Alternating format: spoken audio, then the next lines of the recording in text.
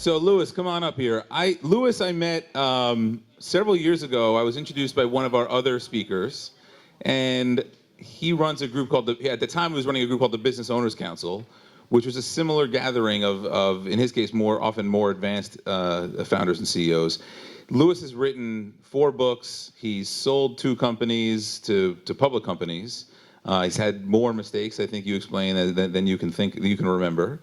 But he also really understands like the startup community, the entrepreneurial experience, the difference between a small business and a tech business, which can be a very interesting differentiator.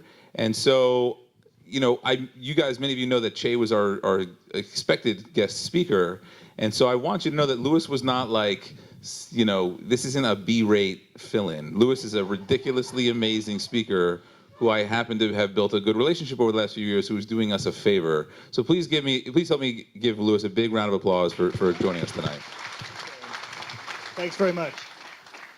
So about more than 20 years ago, Bill Gates and Warren Buffett were in a class together, a class for wealthy people on how to become wealthier. And it's true, classes like that exist. I run one of those classes, actually. And they were asked to do an exercise, which is to write down on a piece of paper the one word that explains your success above all else. And so they did the exercise, 20 or so of them in the room at the time. At this point, Bill Gates and Warren Buffett, who wanted to become famously best friends, actually had only met that day in that program. And so they're asked to open their paper up and read aloud what they wrote down. And out of the 20, Gates and Buffett found that they had written the exact same word down.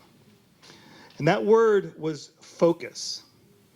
And now the question for us to talk about over the next 20 or so minutes is going to be, how can something simple like focus explain, multi-billion-dollar fortunes? And how, for each of us, starting off where we may be starting, can we apply that knowledge?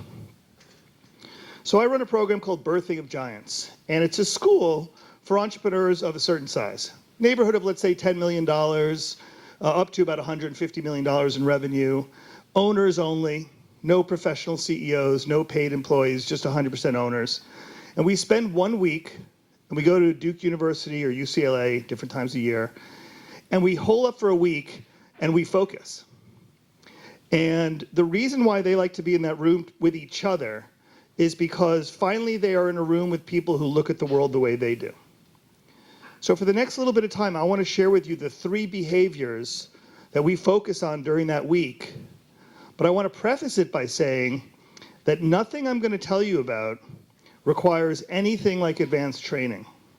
Nothing I'm going to describe requires you to purchase something expensive. It's all there for the taking, but for one giant obstacle that prevents most of the people in this room from adopting the behaviors of the incredibly successful and wealthy.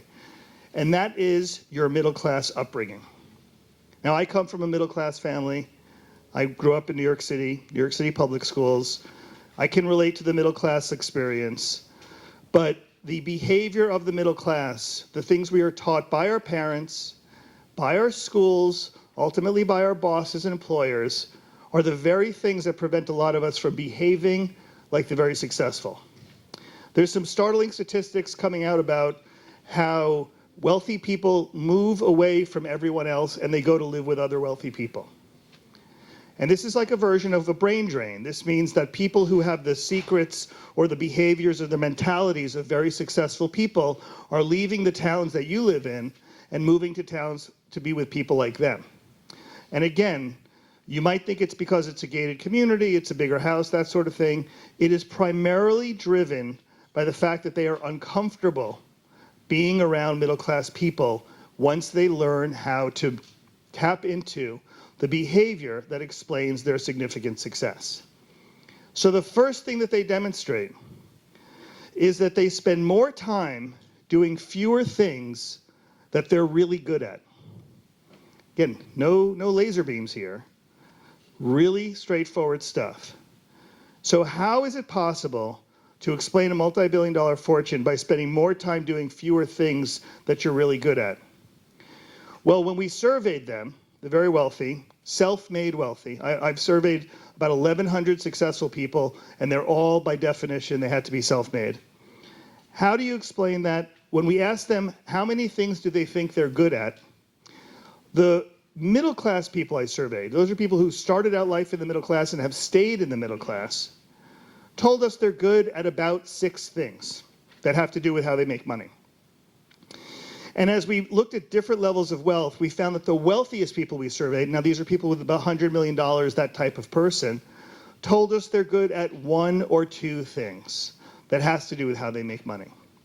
And when I tell you that, a lot of people pay me a lot of money to spend a week in a room to figure out which 1 or 2 things to focus on. And then in the weeks and months that follow, when we coach them, and all the feedback we get is the plan is working, the system's working, the program's working, the strategy's working, it's all because of focus. When we ask them what do they, how do we ask it? How do they spend time trying to be good at things they're not good at? How much time do they spend trying to become good at things they're not good at?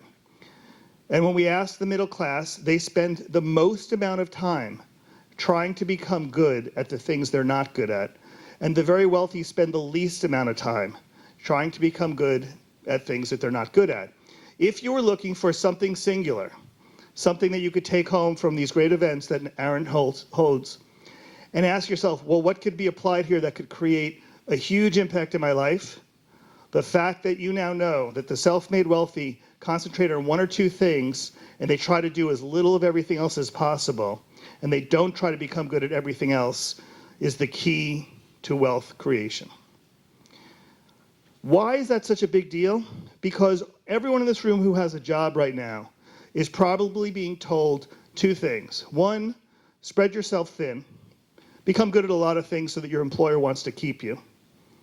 And 2, when you sit with them for that occasional performance review, they're probably telling you what you're not so good at, and they'd like you to work harder at that. And in that moment, when you've asked to protect your job by trying to become good at all the different things that matter to that job description, or you decide to focus on some of the things you're not good at, you and your employer have collectively agreed to make you all mediocre, generalists, utility players. And this is the difference between wealth creators who tend to specialize and overinvest in a few things, and most of us who tend to be generalists and never specialize and never experience the impact of the success that comes from hitting it on the thing that you specialize in. How's that sound so far? Now, just off the top of your head, share with me, anyone want to tell me the thing that they think they are better at than most people around them that has to do with how you make money? Miss. I would say I am better at explaining statistical methods to non-technical people than 90% statisticians or data scientists. So you know what that reminds me of? That sounds like the way Steve Jobs described what he was good at. He was good at explaining to engineers how creative people think so that they could build tools to allow creative people to unlock their talents. And he made a little company called Apple based on that. What else? What else do you think you're exceptional at that has to do with how you make money? That's a great answer. I love that answer. Who else wants to go? Designing software user experiences. You think you're better at it than most people around you? I hope so. That's what I do. Okay, that's a good thing. So if we were examining how somebody could make money doing something like that, or what you just shared, Apple's a good example, right? Early on, they made products that creative people use. That was his skill set, was understanding the needs of creative people and translate it into engineer speak. How would you monetize best being good at software design than other people, or UI design? The way I do it now is design other people's software. So you run your own company that does that. And okay, so here's a good moment for us. So you're technically excellent at that. I'll use that concept. We call it technically brilliant at that. And then you've taken a step higher, which is that you've built a business around it. So now comes the moment where how much of your 40-hour work week, let's presume you work 40 hours, is spent doing that actual technical work versus something else that helps your company grow? Yeah, not enough. Not enough. How many people work for you? 21? 21 people work for you. So do you still do some of the technical work? Yeah. Is that because you're better at it than the people around you? Not necessarily. Because I like to be, number one, because I have a passion for it. Yep. So I also act as a mentor for leading the people that work for me. Yeah. So that's part of the reason. Yeah. Yeah. All right. So, if you had an aspiration to have a much bigger company that generated more revenue, it might be that you'd bring on people who are even better at that thing than you are, and that you would evolve your skill set over time to be something like a leader, explainer, mentor, coach, even salesperson for that product or service, rather than the doer. It's almost impossible to build. I appreciate that. Thank you so much for sharing that. It's almost impossible to build a company that scales when you still have your hand in the thing that your company does. There is almost no example of anybody who built a company that scales where they still, Howard Schultz doesn't pour coffee. It just wouldn't work. He's probably never touches the cup except for when he's drinking it himself. So, keep in mind that you cannot reach higher levels of scale without finding out what it is you think you're great at and then turning it into something that allows it to be scaled. And this is what we do for a week. That example of Bill Gates and Warren Buffett are interesting because really the way they contribute value now, after all, you think about it, Warren Buffett, believe it or not, runs his multi-billion-dollar empire. He has a staff of about 25 people because they have such a light touch in all the companies that they manage. Bill Gates was never the best coder. I mean, the stories of Bill Gates' growth is really about his negotiating prowess more than anything else. So these are people who have built empires on technology or investing ability, but they never actually touch the product anymore. So focusing on the thing you do best allows you to unlock the potential in your business opportunity. I told you that your employers are preventing you from doing it, but it goes farther back than that. When you were a kid and you came home with a bad grade and you came home with a good grade, your parents told you to work on the bad grade. But increasingly, kids are being told to focus on the thing they're good at and not the thing that they're bad at, and double down on it. That's why you have young child athletes that are really deep into the thing they're good at, and musicians. Now, it's controversial.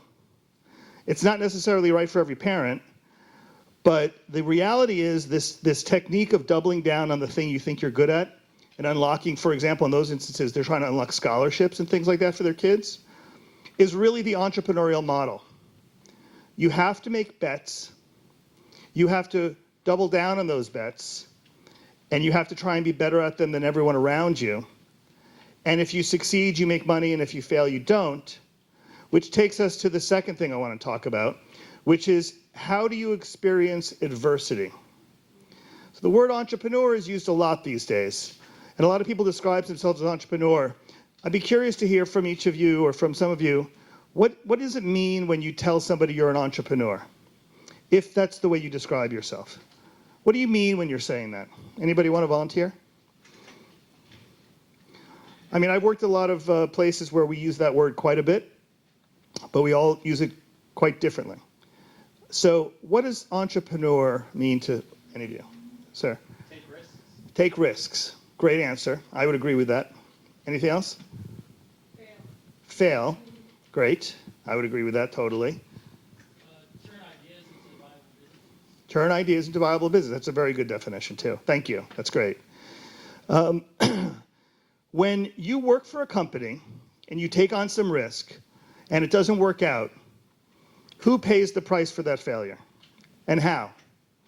So the company. Pretty much. Now, the truth of the matter is, if you fail, it could taint your career path in that company. It could make it harder to get the next promotion. But pretty much from a hard dollars and cents point of view, that company pays the price of your failure. That is a great way to learn how to fail, but you are removed a bit from the adversity that comes with it. You're removed a bit from some of the truest lessons that would come if it really threatened your lifestyle.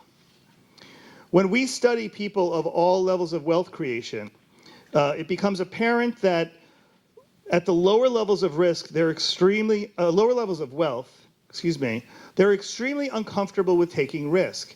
And as levels of wealth increase, self-made wealth, their comfort level with taking on risk increases. Now, some people hear that and they say to me, well, it's easy to take risk when you're rich. But the truth of the matter is it'd be very hard to have created wealth in the first place if you weren't comfortable taking risk. It's probably true that they take more risk as they get wealthier. But when you talk to these people, as I have, about the earliest days of their wealth creation, they will tell you that even at their earliest days, they were taking chances that other people around them weren't. If you want to understand another reason why very successful people move away from the communities they were born into to be with other wealthy people, it's because they want to be around people who are comfortable with risk. Because when we ask the middle class how many times they've experienced failure themselves, probably like everyone in the room, the answer is almost 100%. I mean, everyone's experienced adversity. You've gotten fired, your company shut down. It happens to just about everybody. When we ask people in the middle class, do they know people who have experienced significant career adversity, the number drops a lot. Think about that for a moment. Let's say everyone in this room has experienced some kind of career adversity, but if we asked you, do you know people who have experienced adversity, very few of you would raise your hand. And what that really reveals itself to be is that you're ashamed to tell each other about the adversity you've experienced, about the failures you've had. If you don't talk about your failures, it's impossible to learn something from your failures. The greatest instruction from adversity comes from telling other people about it and hearing how they react to it so that you can modify your own behavior. So if you take the middle class population who doesn't like to talk about failure, I'm not saying they don't fail, I'm saying they don't like to talk about failure, then they lose that entire learning opportunity that comes from adversity. In the middle class communities, they're uncomfortable talking about failure, and as a result, they squander that opportunity. If you know people who are very successful and are entrepreneurs, they love to talk about failure. When Aaron introduced me, it was he's done this and written this and built this, and he's had more failures than he can count. And that's true. I actually lost count of my failures. I could not count them if I had to. And I'm from a community of people who, when the worst thing happens and you lose the money and you close the business down and it just doesn't work out, and you sit down with them, they say, what did you learn? And they're asking that because they want to guide me on my path, but they're also selfishly asking that because they want to know what I learned that cost $1 million that they can learn from. And so if you don't come from a community that openly and generously talks about failure and adversity, you lose that opportunity. It's wonderful to see this community that's called entrepreneurship growing, because what that really means to somebody like me, and you guys use the words very frequently, failure and taking risk, is that if you're going to call yourself an entrepreneur, one of the ways you'll define that is by talking to other people about your failures, about wearing your failures openly and honestly on your sleeve, not because you're trying to make some bold statement, but because you're quite hungry to learn from those failures and rolling that wisdom forward. We love to celebrate in this country the young winner, the Mark Zuckerbergs. The truth of the matter is, I mean, Zuckerberg is an amazing entrepreneur, don't get me wrong. And by every measure, he's an amazing entrepreneur. But there are very few people who have early success who manage to roll it forward quite as well as he does. We love to celebrate success, but we learn more from failure. So I want you to think about what this concept of wisdom means to all of us. Wisdom is the accumulated knowledge from a life well lived. And if that doesn't include a lot of failures, you're missing that opportunity. How you experience adversity is terribly important to how you create a roadmap to succeed. And the third principle I'll share with you that we study for 1 week when I have a room full of ultra successful business owners is we study the power of networking. We study the power of small groups of people who care about your business success and you care about theirs. Believe it or not, this is one of the hardest things to teach a group of entrepreneurs. They all say, oh, I'd love it if people cared about my business success. And then I add in the second part, and you have to care about theirs. And they say, yeah, but I'd love it if people would care about my business success. So what do we mean by this? Again, the middle class way of growing up has taught us to have a lot of people in our network and to have a lot of friends on our social media and to care about whatever we put up on Instagram because what we ate for breakfast is well liked. And we're struggling as a community to deal with this fact that we measure ourselves by how many people thought what we posted up there is good. And that's a big problem, especially for younger people. But we know from very successful people that they have an extremely small number of people who they deal with regularly in what we call a business intimate fashion.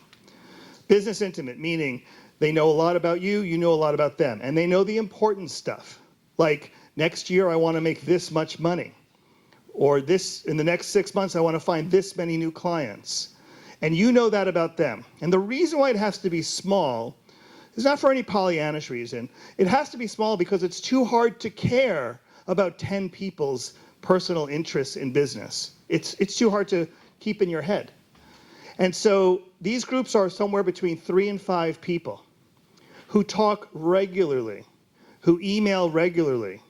And guess what they do regularly that's the most important part of their interaction? Is they fail together regularly. Hey, I'm about to send this email out to explain this opportunity or to try and solve this problem. What do you think about it? So in that moment, that person has said something bad happened, or I'm going for something. It may or may not work out, but I want to know what you think about it before I send the email or I go into the meeting. And in that moment, they are creating that kind of a connection which exposes them to vulnerability, and they're also creating the opportunity for them to learn from one another about what happens next. And they're doing it in a trusted environment with a small number of people. So if you take all 3 of those ideas together, that you would spend more time doing the thing you're good at and less time doing anything else, and especially the things you're bad at, and putting aside the middle class idea that you're supposed to become good at everything and better at the things you're not good at, and you combine that with a willingness to share openly and honestly about vulnerability and adversity so that you can constantly extract what can be learned from it, and you add that to building a small group of people around you, peers, not mentors. I'm a huge fan of mentoring, but I'm talking about a peer group that will evaluate that experience with you and constantly give you their feedback, and you give them theirs, and you look out for yours, and you ask them to look out for you while they look out for, while you look out for them. Believe it or not, I spend a week with about 30 entrepreneurs who spend a lot of money, who are from very successful companies, and for 5 days we grind this out, and we apply it to their business. And so I think what a lot of people who are entrepreneurs who are starting out are thinking about is, how do I validate that I'm good enough, or how do I validate that what I want to build other people want to buy? So I'll end this with the 4th sort of bonus secret about how you create wealth. And it can touch technology for sure, but it's not really tech-driven. And it's this. The way to build a business where you can sell the thing that people want to buy is to solve a problem of theirs, specifically solve a problem of theirs. And so who are the people that come through my program with businesses that are $100 million, $250 million in revenue? It's people who solve very specific problems for a marketplace. The company, the guy who built the company that processes all the paperwork at your property and casualty insurance broker so that they don't have to do that anymore. That's a $75 million company, processes paperwork. The company that collects the money from the hospital that the health insurance company owns and collects the money from the health insurance company that the hospital owns, that's a $14 million business. The guy who built a thing that, if your basement is cracking, they have a thing that comes in and braces the basement. That's a $20 million business. They're solving problems that exist in the marketplace. So instead of losing a lot of sleep over the thing that I've imagined, I've dreamed up, does anybody want to buy it? Simply go to the marketplace, a marketplace you're familiar with, and ask yourself, what problem can you solve? And if you want to know a career path or a roadmap to find that idea, this is the most common career path to successful entrepreneurship. They get a job at a place. They pay attention to what goes on at that place. They see that there's something they can do better than anyone else. The company sells its product in blue and green and yellow, but they don't sell it in purple. Guy goes to his boss, why don't you sell it in purple? Well, purple, that's about a $10 million business. We're not interested in $10 million businesses. We're a $1 billion company. I can make that thing in purple. $10 million sounds pretty good to me. And that is the path of almost every successful company in America where wealth is created. They are in a marketplace. They learn about it. They learn what they're best at in it, like you are best at software and design issues. They build a business around it, and then they consciously apply those three things. Get better at the things that are valued the most in the marketplace, experience adversity and learn from every single turn, and build a small network of people who support them as they succeed. I hope that doesn't sound too simplistic. I know a lot of entrepreneurs lose sleep every night trying to come up with that tech widget idea that's going to blow the doors off. Aaron mentioned I've built and sold 2 companies. I'm sorry or embarrassed to say that they're just that. I spent my sleepless nights thinking about that widget. I raised a couple $1 million. I built the widget. We sold it to a bigger company. I made money. But I didn't build anything important. I basically built something that was hot for a particular moment, and I capitalized on it. The bigger opportunity, the people I spend my time with now, the people I have spent studying for the next 20 years, were people who build significant wealth creation platforms based on just simply solving a problem in the marketplace, applying those 3 principles. So Aaron, I'm going to end it there because that's what I want to communicate in 20 or 30 minutes or so, what we teach for a lot of money in a week to entrepreneurs who have companies that are, I don't know how big your companies are, but they're pretty big companies, these guys. And as a result of that, they go from 10 to 20. They go from 50 people to 200 people. They go from Inc. 5000 list down here to Inc. 5000 list up here. They increase revenues, they increase sales, they increase profits, they increase economic impact, job creation. This is what entrepreneurship ultimately is about. Having an impact on your community, your society, your sector, creating wealth for yourself and others, and solving problems in the marketplace. That's it.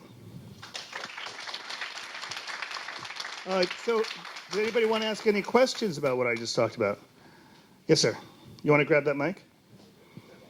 Of the 3 pillars that you spoke about, I mean, from a project management standpoint, we've always heard about lessons learned. And I love the idea of it not, I hate the fact that it says lessons learned, but it really should be exactly what you said. It's failures. Failures you did along the way because it's more impactful. People understand what failure is and they don't feel it as much. Of the 3, or even maybe the 4th pillar that you talked about, which one do you think is the most impactful? Is it, and because I look at it as failure, I think, as being the most impactful. It's like the things that you always did when I was a tech person and I got to do a backup. I remember never not to do a backup again because it hurts so much. And that's what really reminds you along the way to do that. Is that what you think is the most impactful? And how do you find, if it's so, how do you find people in your kind of world who can be honest and look out and impart to you what you may not see coming down the road, because we all think we know exactly what we're doing. Right. That's a great question. So is one more important than the other, and is failure more important than the rest? I describe them linearly because that's the only way to describe something, but the truth is it's like a sphere. So when you think you're good at something, you think you're good at software design, that's great. But wouldn't it be great to hire someone who's even better than you and pay them less than you get paid? So you don't have to be the best at everything. And then you could find yourself diminishing that thing. And so you could find yourself really no longer the best person at that thing. And I would say that although it's a positive thing for a business owner, finding someone who's better at something than you is a form of a failure. The way that you refine your list from here's the things I'm good at. So some of you might, as an exercise, write down a bunch of things you think you're good at and ask yourself, which of these things is more important than the other, and out of which can a business be built? You'd be surprised at the abstract and the singular ideas that huge businesses can be built off of, like the way Steve Jobs built a business. And to tell a failure story actually about Steve Jobs, to give you an example, Steve Jobs ended up upon his death being a pretty wealthy guy. Not like a level of wealth of, let's say, Bill Gates, something like $5 or $6 billion. Obviously, unimaginable wealth, and yet not in his peer group, not by far the wealthiest person. And most people don't know he didn't make that money at Apple. Almost all of his wealth came from a company called Pixar. And Pixar was a company where he set out to build a supercomputer that would solve the problems of universities that were crunching massive amounts of data and the kind of 3D imaging that hospitals needed to do and scientific institutions needed to do. And he went out to build that computer, and he built something like it, and then he went around selling it. And it wasn't something that people wanted to buy. And then he had hired a young guy named John Lasseter to help him do some animations using the software to demonstrate its potential. And that was going well. That was his demo. And then that John Lasseter had a team of 10 or 20 or 30 animators at this point, pretty expensive group. And he said, John, can you go out and get some work with that animation group while we're trying to sell our supercomputer? Because we'd love it for you to become a cost-neutral department. And they did. They got an ad from Tropicana. They did a Tropicana ad using the Pixar computer. And then you know the rest of the story. They did Toy Story, and then they went on to be sold to Disney. And at this time of his death, Steve Jobs was the single biggest individual shareholder in Disney. And that's a story of Steve Jobs' great capabilities as a failure, because he followed every failure to its next lesson until he got to the place where he created, an immaculate moment where he created a lot of wealth off of it. And so he learned, at least on behalf of Pixar, he learned what was best about the company Pixar, what its strengths were through following failure. So I would say that using failure to, let's say, have a, horrific experience, run a backup and saying, I'll never do that again, I appreciate that. I have that in my life. But that's more like, self-flagellation. Are you Catholic? Okay. It's more like just feeling bad about your behavior. Yeah. I would say the more inspiring stories are when someone says, this happened, and so I set about this new thing, which opened up a new door for me. That is the more profound moment we're looking for by studying failure. And when you do find that moment, that becomes your exceptional skill. Those are the greatest moments of all. Sir? Listening to you, I have a great idea for a book, and I wonder whether you can get this book. Will you look at it? Spectacular failures of successful people and what they learn from it. That is a great idea for a book. I can't think of a book that's sort of all about that. Failure is a hot topic, but the way you just said it, I can't think of a book like that. The Greatest Failures. All right, I'll think about it. I'll think about it. You have all the data. I do have the data and the personal experience. Yes, ma'am. What you're saying sounds contradictory to me, because becoming an entrepreneur forces you to do a lot of things that are not in your main area of skill, Yeah. especially at the early stage. Especially at the early stage, correct. The Silicon Valley model, which is not uncommon everywhere, but I'll just call it the Silicon Valley model, is that the really talented people get money from this other group so that they don't ever have to do anything other than the thing they're good at. A lot of entrepreneurs who are starting out do everything, chief cook and bottle washer. So you're 100% right.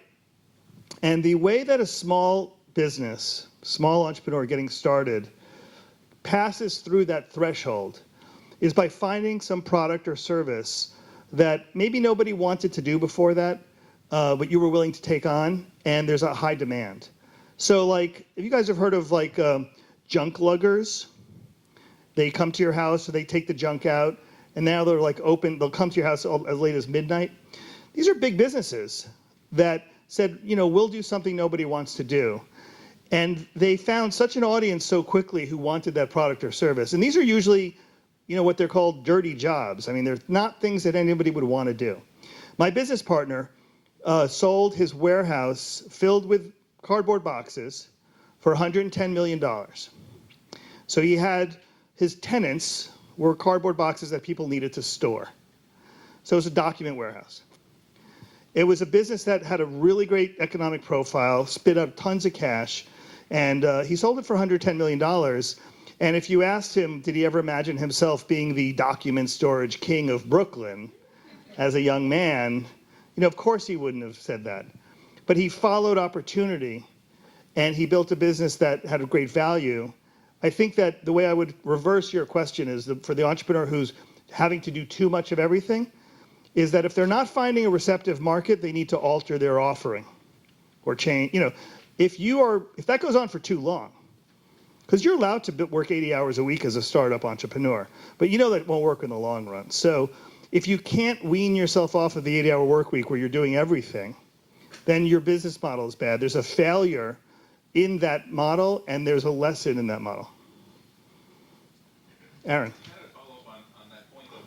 It sounds like it's about timing. So, like with Chris's business, the designer over here, if you know, he started out designing sites, obviously did reasonably well, needed to hire some more people. At some point, he's got to make a decision about being managerial or being on the product side. Yeah. And so, before sort of her point too, is like, you know, in the beginning, you have to do everything. So, even with your story, like, I'm sure the founders originally were lugging the junk. When do they have to look at, okay, what am I best at? And, you know, when do they break away from, you know, bringing in other people in the right skill set? So one of the reasons why we concentrate on the Inc. 5000 list, I mean, the Inc. magazine's Inc. 5000 list is an awesome list of things to learn from. Every year, especially over time, new categories emerge. I mean, cybersecurity is a big category in the Inc. 5000 list. That didn't exist 10 years ago as a category. So to answer your question, Aaron, I mean, I would say he may be in the, are you still in the website design business? More software than website. Software. So, you know, my friend who had a custom software shop and did about $3 million a year, and then he saw an opportunity to create a product because one of his clients said, I need this. And he said, you know, I bet a lot of my clients would need that. And so he built it, and actually that client paid for it to be built substantially. And then he turned it into a product. Now, I tell some of these stories just to get your attention, but that's a $17 million company that has 3 people working for it now. That's how scalable it is. But he still does that $3 million coding business, but only because he's looking for his next $17 million idea from it. Sounds familiar. Yeah. So that's, I think at some point, if you're still doing all that stuff, if you're still lugging the junk, then there's something wrong with either your approach or with the business model. You haven't found the right way to deploy that set of skills. You know, the people who built, I don't know, any tool that you love or any tool that became huge, like Facebook, was just a bunch of software developers, right? So you could have had any group get together and build what they wanted to build, and it could have been that thing called Facebook, or it could have been that guy's project down the street for the hardware store. You know, I don't mean to oversimplify it. You can tell that there's a huge element of luck involved, there's a huge element of timing involved, but if you're still doing the same thing, you're like, who doesn't get into our program? Like a company, do you mind sharing your revenue? You don't have to, but. I'm not the owner, so. Okay. So let's just say it's a $3 million company. I'm just using my friend's example. If he applied into our Birthing of Giants program and he was a $3 million company and he was 10 years old as a company, we wouldn't accept him. If you're still $3 million after 10 years, you're not the kind of person who's going to go through business models looking for the right opportunity. Just not.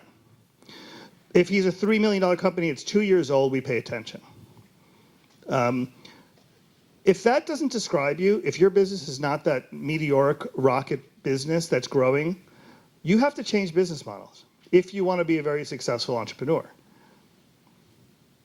You have to look for a better opportunity inside of what you're doing. Refine how you deliver value to that thing.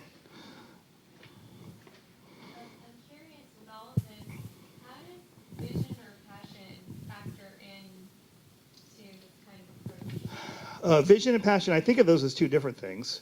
So vision is a pretty amazing skill to bring to something. I kind of interpret vision as being able to see something that other people don't see, or being able to see things before other people see them. And probably most successful entrepreneurs have some or a lot of that, and some have all of that.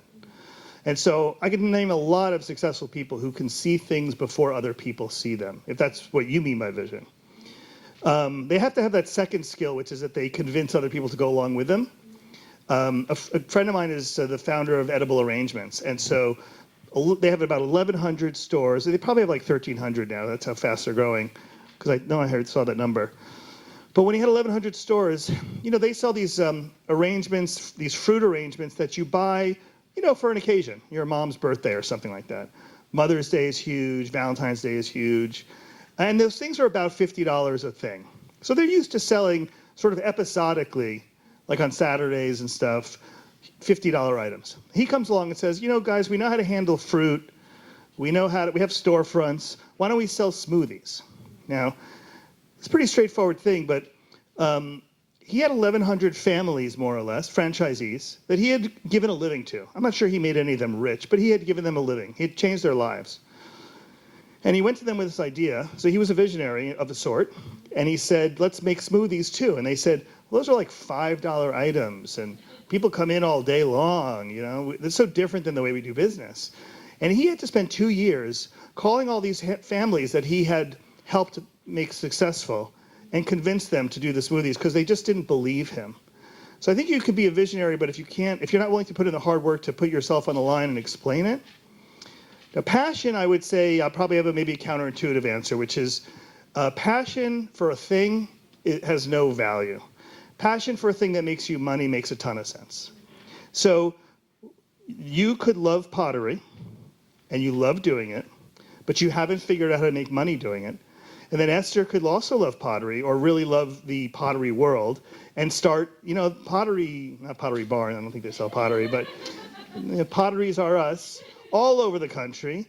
And what she should have passion about at that point is having built a pottery retail network. More realistic example would be you both love cooking. You love to cook for your family. You started 10 restaurants. It's a different way of treating that passion. So the saying that our parents shared with us was do what you love and the money will follow.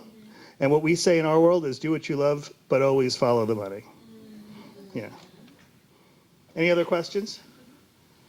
You heard the person of Gitling's talk tonight? Yes. So how he presented? Yeah. You know, his business idea, his business model? To the degree I could understand it, yeah. Who was listening to how much it costs either? That was the question. The question is, would you invest $100,000? In his company? Yeah. Oh, I don't know. I'd have to look at it. That's a good question. Suppose you're in Shark Tank. What's that? Suppose you're in Oh, in Shark Tank?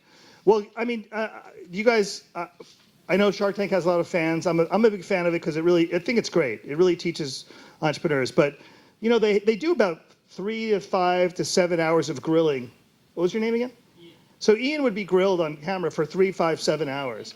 And before that happens, he would be tutored or trained in how to answer all those questions for a day or 2 or 3. And then they pick the best 15 minutes of it. So I didn't get enough due diligence time with Ian. I need 7 hours. But, SaaS model, for sure. This is why we love SaaS is because, even if he got 100 new clients tomorrow, he probably wouldn't have to add 100 bodies to his staff. He might have to add a server or 2. That's why we love that business. It's actually interesting, Facebook is now one of the largest market cap companies in the world, but employee size, it's tiny. It has very few employees.